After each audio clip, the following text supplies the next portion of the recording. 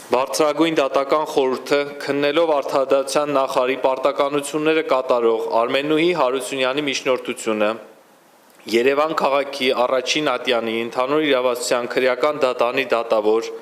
Արտուշ Գաբրելյանին կարգապահական պատասխանատվության ենթարկելու վերաբերյալ որոշեց բավարարել։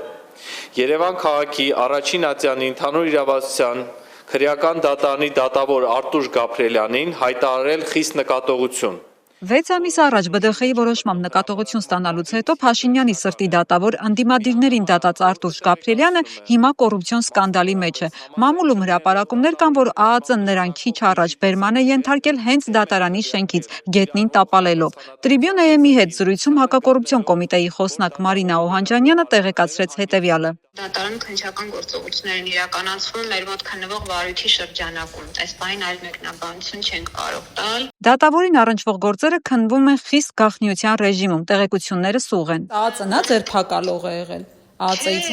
ձերբակալում բան չկա, տենց բան, չէ։ Բայց հենց դատարանի շենքից չեն եկել խայտառա գետնին տապալելով տարել բան, տենց չի։ Չէ, տենց բան չկա։ Քննչական գործողություններ են իրականացվում դատարանում մեր մոտ քննվող վարույթի շրջանակում, այդքան է էլի։ Թե ինչ է սպասվում Արտուշ Գաբրելյանին, մանրամասները կհայտնենք առաջիկայում։